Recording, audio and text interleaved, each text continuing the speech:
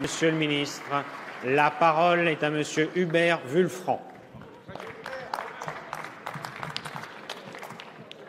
Madame la ministre des Transports, eh oui, le rapport Spinetta de jeudi dernier s'accompagne, que vous le vouliez ou non, d'une opération de dénigrement envers les cheminots et leur statut.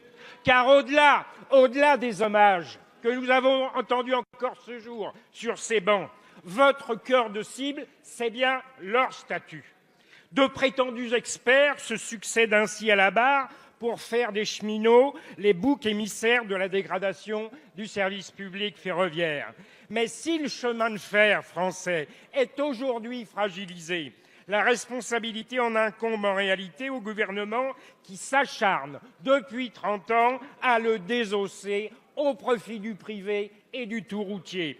Vous brandissez aujourd'hui le statut des cheminots pour justifier un nouveau dépeçage du service public et l'ouverture à la concurrence. On prend en exemple la rémunération d'un conducteur de TGV en fin de carrière pour crier au scandale. On laisse entendre que les cheminots partent à la retraite à 50 ans. Mais quels sont ces fantasmes? Les députés communistes vous rappellent que les premiers niveaux de rémunération sont en dessous du SMIC et que les cheminots peuvent travailler comme beaucoup d'autres, 42 ans et demi pour prétendre à une pension complète. Et que dire encore des 40 000 emplois supprimés depuis 15 ans? Nous n'en entendons rien sur ces bancs. Vous voulez vous attaquer au statut des cheminots comme vous l'avez fait de celui des postiers, à l'exemple de vos ordonnances qui mettent à bas l'ensemble des statuts. Eh bien, finalement, Madame la ministre, n'y a-t-il qu'un seul statut qui vous agrée, celui des riches? Merci, monsieur le député. La parole est à Madame Élisabeth Borne, ministre chargée des Transports.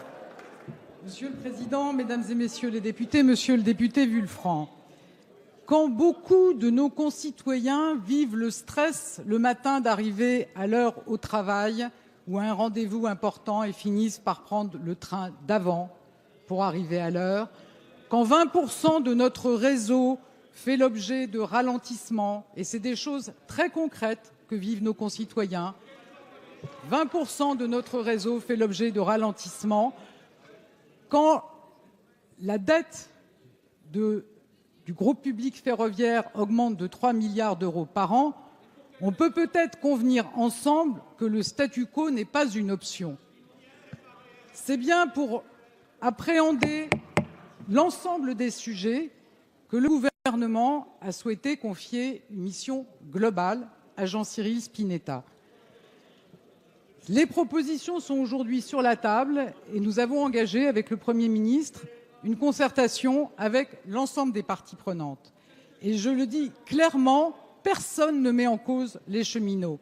Personne ne met en doute l'engagement des cheminots, leur engagement dans leur mission de service public.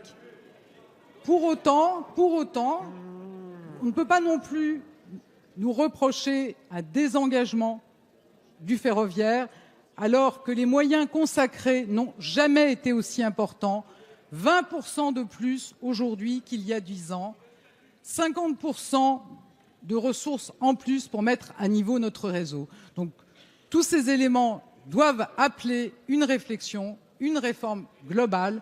Et c'est bien le sens de l'action que le gouvernement va engager en concertation avec l'ensemble des acteurs, au premier rang desquels les cheminots. Je vous remercie.